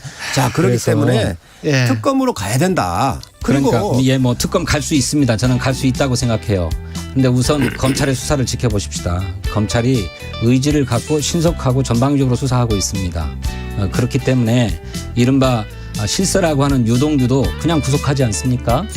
그리고 아까 말씀하신 검찰이 휴대전화를 왜 압수를 안 했는지 어쩐지 그건 잘 모르겠는데 그건 검찰 내부의 사정이겠죠. 시간이 다 됐습니다. 죄송합니다. 최고의 정치 국민의힘 송일정 의원, 더불어민주당 진성준 의원이었습니다. 고맙습니다. 감사합니다. 잠시 후 8시 반부터 일부 지역국에서는 해당 지역 방송을 보내드립니다. 가을엔 편지를 하겠어요. 누구라도 그대가 돼요. 사랑하는 이에게 편지를 쓰듯 진심과 정성을 다해 준비하겠습니다. 대한민국 경제지식창고 오후 4시 5분 홍사훈의 경제쇼로 여러분을 초대합니다. 깬다. 확 깬다. 주진우 라이브는 시사 프로그램의 한계를 확 깬다. 깨는 시사, 깨어있는 시사.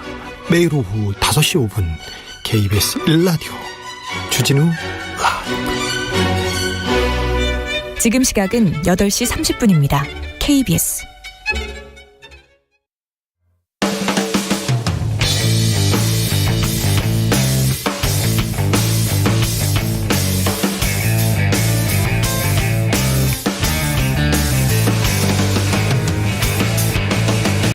최경영의 최강 시사.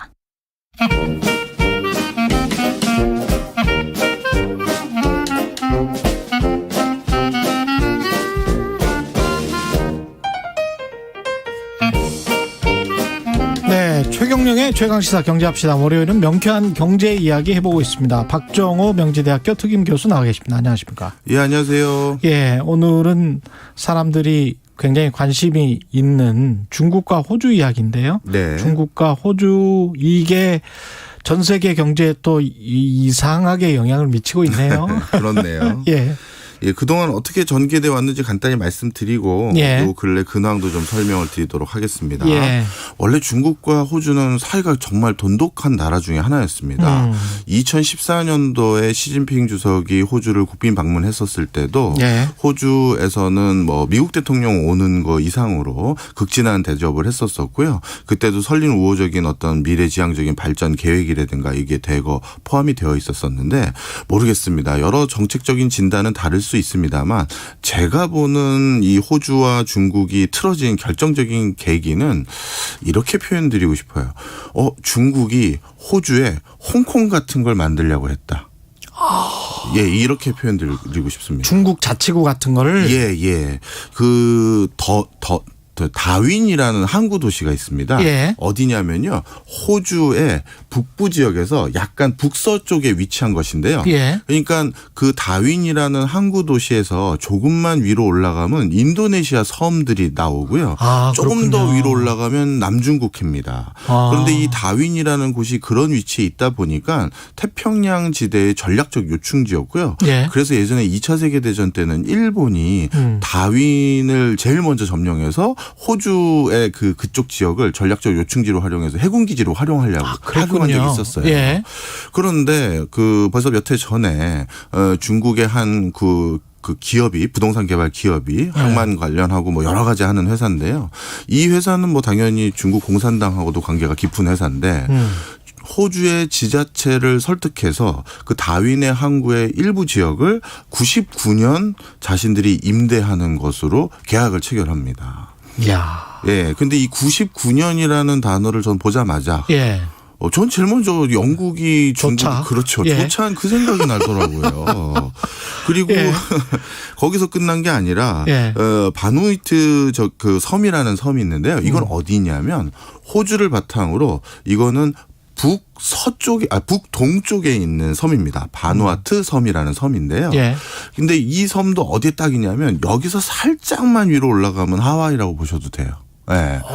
근데 이 섬에는 중국이 해군 기지를 만들 계획을 이제 수립을 했죠.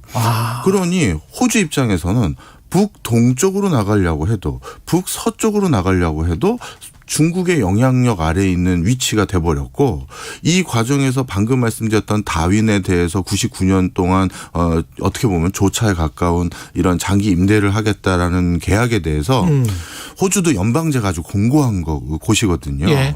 그런데 호주 중앙정부가 승인을 했을 때 대사는 하지 않게 생각했나 봐요. 그런데 그것에 대해서 미국이 지적을 했습니다. 니네 지금 뭐 하고 있는 거냐. 중국이 여길 99년 동안 쓰겠다고 하는 이 여기는 전략적 요충지다. 네. 그게 결정적인 사건이었고요. 요 뒤부터 호주가 중국을 대하는 태도가 달라졌고 마침 2018년도에 호주가 자유당이 이제 정권으로 바뀌면서 예. 그때부터 이제 아주 적극적인 대중 뭐 반대 노선이라고 해야 될까요? 거기다 이제 미국은 트럼프였고. 그렇죠. 그러니까 서로 노선이 맞았네요. 맞습니다. 예. 그래서 그때부터 이제 중국이 싫어하는 얘기는 호주가 제일 먼저 발표하기 시작했어요. 그랬습니다. 예. 기억해 보시면. 예. 화웨이 5G 사용 우리 안 하겠다. 그리고 신장 위구르 문제 어떻게 할 거냐부터 해서 하나하나 전부 다 열거하니까 중국도 가만히 있지 않았죠. 특히 이제 결정타가 2020년 초에도 코로나19에 대해서 중국 정부의 조사 못 믿겠다. 우리가 국제적인 조사단을 만들어서 니네 조사 받아라. 그거를 서방 열강 국가 중에서는 호주가 제일 먼저 얘기했다고 해도 과언이 아니거든요. 예.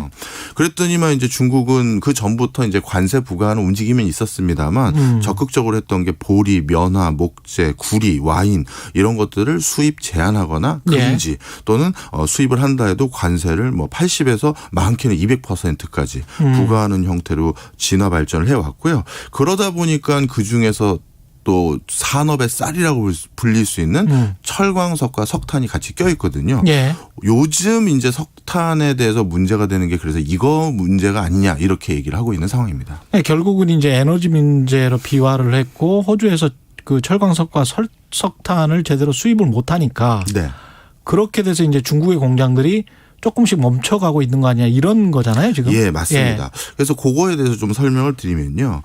중국도 선전포고를 할 때요. 이렇게 권위주의적인 국가 같은 경우는 그냥 질러놓고 수습하진 않고요. 그렇죠. 대안도 가지고 오고 설사 대안이 좀 미진했다 하더라도 그 관련 담당자들 또는 그 행정을 담당하는 주요 부처에서 그것을 달성하지 못하면 정말 가혹하리만큼의 문책성 인사를 합니다. 그렇기 때문에 홍콩에 죄송합니다. 호주에 대해서 이렇게 절대적인 석탄을 의존하고 있는 구조에서 거기에 대한 대안을 못 찾아오면 문제가 생기거든요. 그렇죠. 먼저 그동안 이제 호주의 석탄이 중국에 어떤 위치를 가지고 있었는지를 어느 간단히 정도였는지. 말씀을 드리면요. 중국은 전체 발전에서 거의 70% 가까이를 화력 발전이 하는데요. 그 화력 발전의 절반 이상을 석탄으로 발전을 합니다. 그러니까 전체 발전의 35% 이상이 석탄이다라고 보시면 과언이 아니죠. 그런데 이 석탄의 또 수입에 그 또 반 조금 안 되게끔 하는 게 호주에서 가져옵니다. 특히 호주 석탄은 단순히 비중만이 중요한 것이 아니라 호주 석탄이 쉽게 얘기해서 질이 좋대요. 그러니까 값싸게 그리고 연비 좋게 사용할 수 있는 대표적인 석탄이 호주에 있기 때문에 뭐 근처에 많은 석탄 산지들이 있죠. 바로 위에는 러시아도 있고 몽골도 있고 있습니다만 굳이 그동안 중국이 호주에서 이렇게 석탄을 절대적으로 수입해왔던 가장 큰 이유는 호주 석탄이 질이 좋기 때문이다. 이렇게 보시면 되겠습니다. 자, 그런데 일단 한 가지 여기서 바로 잡아야 될 게 있는 게요. 중국의 절전이라든가 단수 이런 것들이 요즘 불거지니까 이게 호주의 석탄 때문이다라고만 100% 귀결되면 안 되는 것이 중국은 정례적으로 여름하고 겨울에 전력 수급이 늘 불안정했었습니다. 원래 그랬다? 예, 원래 그랬었어요. 그래서 예전에도 여름과 겨울에는 제한적인 단수나 제한적인 전력 공급이나 아니면 영업에 일부 제한을 두는 그런 것들을 성마다 좀 차별을 두고 진행을 해왔던 적이 많이 있습니다. 그런 과정에서 이번만 전력 수급에 문제가 있어서 단수한 것은 전혀 아니라는 걸 일단 기억을 해 두시면 좋겠고요. 자, 그러면 중국은 호주랑 사이가 틀어지고 나서 석탄 어디서 가져올 생각으로. 그러니까 대안이 있었을 거 아니에요. 그렇습니다. 그거에 대해서 좀 설명을 드리려고 바로 작년도 통계를 좀 찾아왔는데요. 중국이 작년도에 국내에서 직접 생산한 석탄의 양은 39억 톤입니다. 중국도 직접 생산하는 석탄의 양이 뭐 엄청난 비중이거든요. 그리고 수입한 것은 3억 톤에 불과해요. 그러니까 본인들이 수입한 것이 뭐 정말 석탄의 절대적인 우리처럼 석유처럼 생각하시면 안 되고요. 아니네. 그래서 전체 뭐 10% 정도도 안 되는데 그래서 작년에 이제 어디서든 석탄을 공급받은 게 수입이든 자체 생산이든 해서 42억 톤이고요. 그때 42억 톤을 조달받았지만 실제 소비한 것은 40억 톤입니다. 그래서 오히려 작년에 일부 비축을 해놓은 것이죠. 그럼 40억 톤 중에서 아까 말씀하시는 거 들어보니까 절반 정도가 수입 물량이 호주면 한 1.5억 톤 정도가 호주 거라는 이야기잖아요. 예, 맞습니다. 그건 별거 아닌 거 아니에요? 예, 맞습니다. 그런데 예. 그 숫자도 계속 줄여왔었어요. 예. 그래서 정말 마지막 작년에는 그래서 결국 통상적으로 뭐 1억 5천만 톤 정도를 호주에서 가져왔던 것을 예. 작년에는 호주하고 사이가 점점 안 좋아지고 있으니까 석탄 수입을 줄여왔을 거 아니겠습니까? 예. 그래서 작년에 결국 7천만 톤밖에 수입을 안 해왔고요. 예. 이게 올해 0톤으로 바뀐 거예요. 그러니 작년에는 석탄이 2억 톤 남았고 예. 그런데 그 과정에서 7천만 톤이 호주 거였는데 예. 그게 올해 0톤으로 바뀌었으니까 아주 단순 계산하면 7천만 톤만 어디서 달리 수입해오면 되는 거잖아요. 그럼 국내에서 지금 생산이 안 되고 있다는 이야기인가? 국내 생산이 안 되는 것도 맞습니다. 예, 예. 그것도 있고요. 예. 그 7천만 톤을 국내 생산을 더 하는 방식으로 하는 것이 아니라 왜냐하면 본인들도 탄소 저감이라든가 탄소 제로 사회를 연다고 했는데 예. 이 국내 석탄 생산을 늘리는 것은 앞뒤가 안 맞는 얘기잖아요. 그렇죠. 그래서 어떻게 했느냐. 대체제로 인도네시아를 주목합니다. 그래서 지금은 통계가 바뀌었어요. 예전에는 중국 석탄 수출하는 1등 수출 국가가 호주였는데 예. 지금은 인도네시아로 바뀌어버렸고요. 인도네시아에 1958만 톤을 더 수입을 해왔고요. 그리고 바로 위에 있는 러시아에게 1400만 톤을 수입해오고 이 또 웃긴 게 미국이 중국의 석탄 수출을 늘렸어요. 야, 뒤에서 이렇게 조정을 하고 호주만 피해보고 미국은 그냥 또 이득을 또 얻었네요. 늘린 거죠. 예. 그래서 미국은 석탄 수출을 중국에 500만 톤 원래 거의 안 했거든요. 그리고 남아공 있지 않습니까? 예.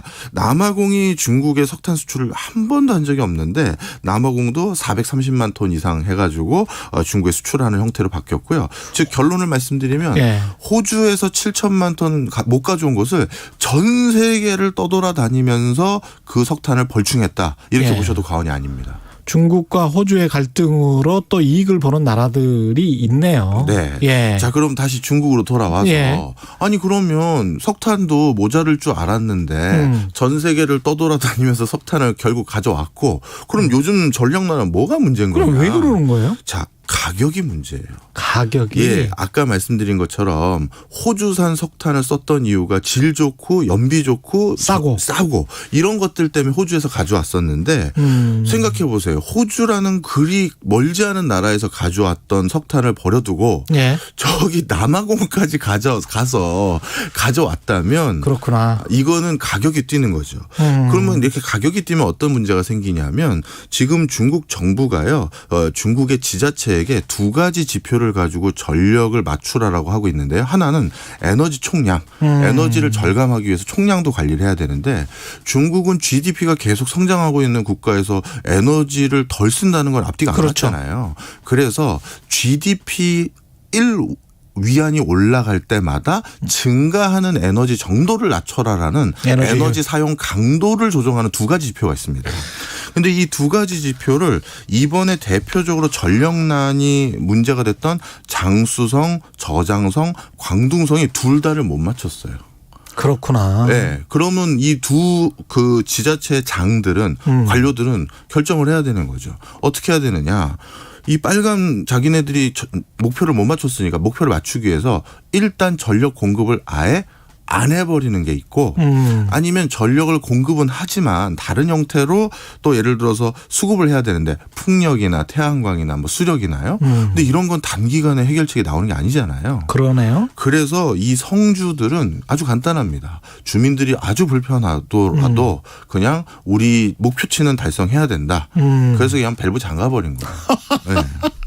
그리고 특히 그걸 그렇게 중국답다. 네, 잠글 수밖에 없는 가장 큰 이유 중에 하나가 중국은 또 각 지자체마다 화력발전소의 전력 단가를 또 법으로 통제합니다.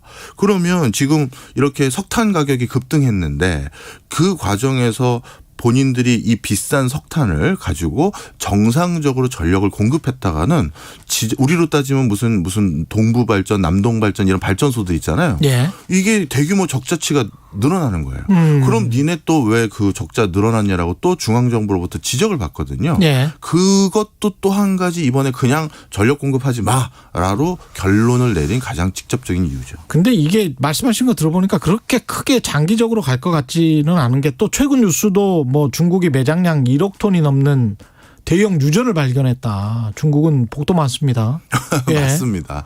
그것뿐만 아니라 이제 러시아하고 몽골하고 또 다른 SOC 구축을 해서 호주에서 공급받지 못했던 석탄을 남아공까지 가지 말고 몽골이나 러시아에서 또 수급받을 수 있는 방법을 2, 3년 안에 구축을 하려고 하죠. 예. 따라서 지금 석탄의 수급의 어려움들은 뭐 아주 길게 갈 것 같지는 않고요. 예. 본인들도 이 문제를 적극적으로 해결하려고 하는 것 같지가 않아요. 왜냐하면 중국 내부의 석탄 채굴하는 광산을 2,000개 이상은 절대 개발하지 말아라고 했고요. 그다음에 석탄 채굴장을 1,000개 정도는 전자동화해서 지금 석탄을 채굴하는데도 자동화율이 굴지는 65%, 채탄은 85%밖에 안 돼서 예. 채광하는데도 이산화탄소 발생이 많아요. 예. 그걸 자동화하면 탄소 포집 기술이나 이런 걸 활용할 수도 있거든요. 본인들도 자체적으로 중국 내에서 이산화탄소 발생을 늘릴 생각은 없는 것 같아요. 중국도 다 계획이 있었군요. 네. 예, 유심히 살펴봐야 되겠습니다. 특히 글로벌 공급망 속에 있는 우리나라로서는 이런 뉴스들이 아주 분석적인 뉴스 좋았습니다. 고맙습니다. 감사합니다. 예, 지금까지 최경영의 최강시사 경제합시다 박정호 명지대학교 특임 교수였습니다. 고맙습니다. KBS 1라디오 최경영의 최강시사 듣고 계신 지금 시간은 8시 45분입니다. 이 시각 교통정보입니다. 대체 공휴일인 만큼 월요일이지만 대부분의 도로 지나기 수월합니다.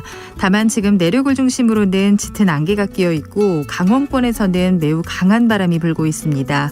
교통안전에 각별히 신경 쓰셔야겠습니다.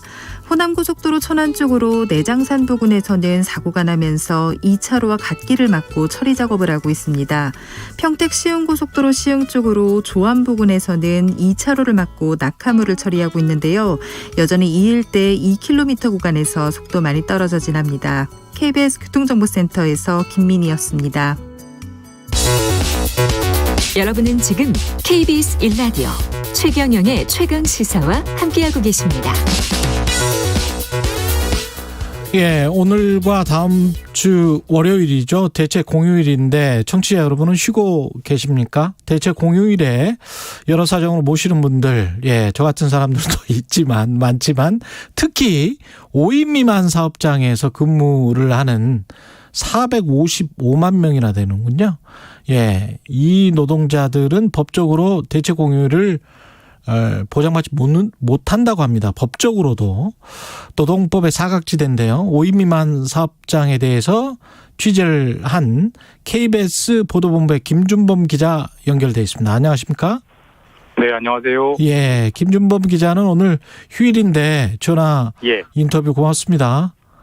예, 저는 대체 공휴일 적용을 받아가지고 좀 연구스럽습니다만 오늘 쉬고 있습니다. 예, 그래도 이것도 지금 일하는 거니까요. 예. 감사합니다. 예, 5인 미만 사업장에서 일하는 노동자가 455만 명이나 되는군요. 그러니까 455만 명이라는 통계가 있긴 한데 이게 정확하냐 이거는 사실 누구도 모릅니다. 이제 제가 뒤에 말씀드리겠지만 우리나라 근로기준법이 5인 미만 사업장, 5인 미만 직원이 5명이 안 되면 사실 거의 관심을 안 두고 있기 때문에 기본적인 행정조사, 통계조사도 매우 잘 안 되고 있고 그래서 400만 명대다라는 얘기도 있고 600만 명대라는 얘기도 있고 대충 그 언저리쯤에 있는 걸로 보입니다. 그럼 5인 미만 사업장에서는 각종 근로기준법이나 이런 게 잘 적용이 안 되나 보죠? 대체 공휴일도 그냥 법적으로 5인 미만 사업장은 제외 이렇게 돼 있습니까? 그러니까 5인 미만 사업장에서 근로기준법이 적용이 안 된 건 사실 올해 새로 생긴 현상이 아니고요. 그렇죠. 예.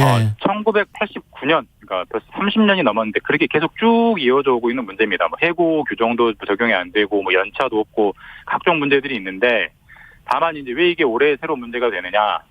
지금 오늘도 대체 휴일이지만 올해 이제 대체 휴일이 나흘 더 늘어났다 이런 뉴스 많이 보셨을 거예요. 예. 이게 이제 공휴일 법이라는 법이 올해부터 새로 생겼기 때문인데 이 공휴일 법에서 5인 미만 사업장을 쉬지 마세요. 뭐 이렇게 규정해놓지는 않았어요. 뭐 법을 그렇게 만들지는 않았겠죠. 다만 예. 근로기준법을 따라갑니다. 휴일은 이렇게 해놓다 보니까 근로기준법이 5인 미만을 예외로 하다 보니까 결론적으로 대체 휴일도 5인 미만 사업장은 예외로 되는 그런 논리적 결과를 가져오고 있습니다. 5인 미만 사업장에서 안 되는 게 많을 것 같아요. 유급 휴일도 분명히 안 될 것 같고. 그렇죠? 예, 엄청 많습니다. 일단 해고를 하려면 기본적으로 회사가 절차를 지켜야 되는데 해고 그렇죠. 절차 없이 마음대로 해고할 수 있고요. 주 52시간 근로시간도 안 지켜도 되고 연차 휴가도 안 나오고요. 그다음에 야간이나 휴일에 나올 때 추가로 수당 부는 것도 안 나오고 그다음에 여성들 뭐 생리휴가, 뭐 보건휴가 안 나오고 그다음에 작년 올해 많이 문제됐던 산재, 중대재해처벌법도 적용이 안 되고 직장 내 괴롭힘 이것도 처벌 조항이 적용이 안 되고 뭐 그렇습니다. 왜 이거는 너무 영세해서 봐주자 뭐 이랬던 거예요? 그러니까 기본적인 취지는 이제 예전에 이게 뭐 거슬러 올라가자면 뭐 일제시대까지 거슬러 올라가지만 기본적인 논리는 이런 거예요. 사실 근로자를 위한 제도를 만들게 되면 사업주, 이른바 사장님이 힘들어지지 않냐. 근데 회사가 크면 또 사장님들이 견딜 여력이 있지만 영세한 사업자는 사장님도 힘든데 무슨 근로자를 어떻게 봐주느냐.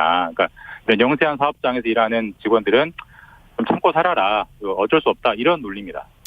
근데 5인이라는 이 기준 자체가 뭐 결국은 절대 6인 이상의 사업장을 안 만들려고 하는 그 비슷한 만약에 캐파를 가지고 있는 뭐 사업장이라면 그렇게 될 것 같아요. 그냥 편법이 횡행할 수도 있을 것 같습니다. 딱 5인이라는 이 기준점 때문에. 사실 뭐 비단 이 문제뿐만 아니라 경제 현상이라는 게 어떤 규제를 딱 문턱을 만들어 놓으면 피해가는 방법들이 많이 생기잖아요. 그래서 그렇죠. 5인 미만 사업장 이퀄 영세 사업장 그러니까 노동규제 예외 이런 공식이 작동하다 보니까 이제 5명만 피해가는 겁니다. 예를 들어서 이제 직원이 한 15명인 회사는 원칙대로라면 15명이기 때문에 5인 이상 사업장이니까 당연히 그렇죠. 노동규제를 받아야 되지만 이걸 한 사무실 한 3개를 주소를 두고요. 서너 개를 두고요. 그거를 뭐 4명, 4명, 4명, 3명 이런 식으로 쪼개면 별도의 법인으로 등록하면 결론은 한 사장님 지시를 받지만 서류상으로는 4명, 4명, 3명인 사업장이 되니까 뭐 해고도 마음대로 할 수 있고 휴가도 안 줘도 되고 뭐 수당도 안 줘도 되고 뭐 그런 거죠. 아, 이게 실제로 그래서 젊은이들도 5인 미만 사업장에서 근데 이게 5인 미만 사업장이라는 게 우리가 영세한 것만 생각하지만 벤처기업도 1, 2인이 시작할 수 있단 말이죠. 맞습니다. 이게 사실 완전히 제조업 기반의 그 기준이거든요. 예전에 공장에서 모두가 모여서 일할 때는 사람 수가 적으면 영세하다 이렇게 볼 수는 있어요. 근데 요즘은 뭐 4, 5인인 기업이 뭐 매출액 100억, 1000억 올리는 것도 많고. 그렇죠. 업종별 이런 특성들을 전혀 감안하지 않고 매출액도 감안하지 않고 오로지 사람 수로만 자르다 보니까 이게 시대에도 안 맞거니와 이게 30년 넘다 보니까 시장에서 많은 적응 방법, 그러니까 회피 방법들이 다 개발이 돼 있는 그런 상황입니다. 이게 근로기준법을 개정을 해야 되지 않나요? 편법을 이렇게 많이 쓰면? 그럼 논리적으로 너무나 당연히 이제 개정하는 게 맞고요. 사실 정서적으로도 일단 뭐 설득이 잘 안 되잖아요. 그러니까 그렇죠. 오늘 같은 대휴일에 쉴 거냐 말 거냐가 회사의 매출액, 영업이익 뭐 이런 거 하나도 안 따지고 직원이 몇 명이냐, 4명이면 못 쉬고 5명이 쉰다 이렇게 가르는 게 과연 설득력이 없다라는 건 모두가 공감하고 있고요. 그래서 가장 최근에 이제 근로기준법 개정안이 국회에 발의가 돼 있어요. 그리고 2월에 환노위 상임위원회도 상정이 됐기 때문에 이제 법안 심사하고 뭐 본회의 통과해야 되지만 뭐 다 느끼시겠지만 지금은 완전한 대선 국면이기 때문에 여든 야든 별로 관심이 없고 사실상 이번 정기국회 때 이게 심도 있게 논의돼서 뭐 대안까지 마련되고 할 확률은 거의 없어 보입니다.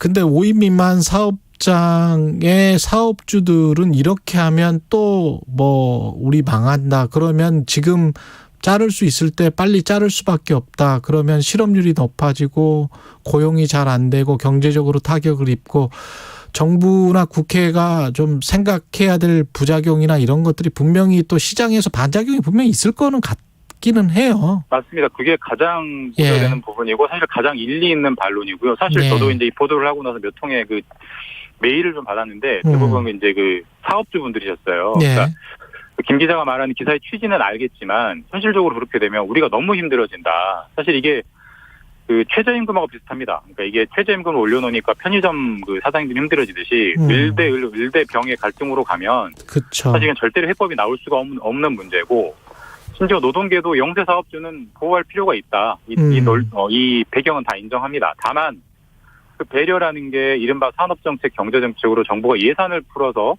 영세 사업주를 재정적으로 지원해주는 형태로 가야지. 사실 영세 사업주분들 힘들지만 더 힘든 게 영세 사업장에서 일하는 근로자들이잖아요. 그렇죠. 그러니까 더 힘든 사람들의 권리를 제한하면서 왜 덜 힘든 사람들을 도와주느냐. 그 덜 힘든 사람은 정부가 예산, 경제정책으로 도와주는 게 맞는 거다. 이렇게 지금 재반론을 하고 있는 그런 상황이고요. 그러니까 발상에 전화를 해보면 뭐 그때마다 좀 돈을 더 많이 주더라도 어떤 대체 근로할 수 있는 사람을 뭐 정부에서 보조를 해준달지 그 임금에 대한 보조를 해준달지 뭐 이런 식으로 하면 좀 쉬면서도 노동자의 처우도 개선되면서 어떻게 가능하지 않을까 그런 생각도 드는데요. 결국 돈 문제군요. 한시 규정을 줄 수도 있죠. 5인 미만으로 확 늘렸을 때 너무 부작용이 크니까 일정 정도 몇 년 동안은 뭐 정부가 임금이나 이런 어떤 인건비를 보조해준다 이런 방안들도 나올 수 있고요. 사실 국회에서 논의하면 여러 가지 대안들은 나올 수 있고 사실 보고서도 많이 나와 있는데 아까도 말씀드렸지만 지금 국회가 관심이 없기 때문에 그냥 잠자고 있는 거죠. 그리고 또 아까 제가 지적한 것처럼 벤처기업들 같은 경우는 사실상 서로가 고용관계라기보다는 거의 파트너 같은 사람들도 많거든요. 5인 미만. 맞습니다.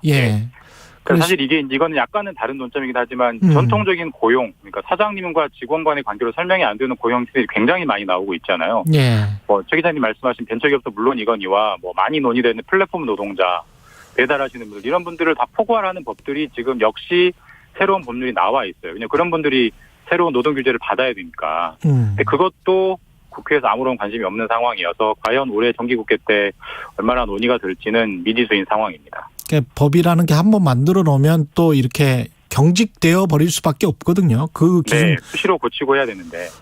그럴 수밖에 없어서 참 모호하네요. 이런 문제들은 어떻게 해결해야 될지 일단은 지혜를 맞대고 막 토론을 해봐야 되는데 전부 화천대유는 누구 겁니까? 50억은 뭡니까? 이런 이야기만 하고 있으니까요. 답답한 상황이죠. 말씀 감사하고요. 지금까지 KBS 보도본부의 김준범 기자였습니다. 고맙습니다. 감사합니다. 1663님, 저희도 지금 일하고 있습니다. 도대체 이 나라는 5인 이하는 사람도 아니라고 보나 봅니다. 누구를 위한 법을 만드는 것인지 이해를 할 수 없습니다. 이런 말씀하셨고요. 1773님, 우리는 10인이 넘는데도 출근해서 일하고 있어요. 5493님, 인원수 상관없이 중소기업은 사장 마음대로입니다. 이규빈님, 노동자 자체가 시대에 안 맞아요. 이런 노동법 자체가 시대에 안 맞아요. 이런 말씀도 하셨네요.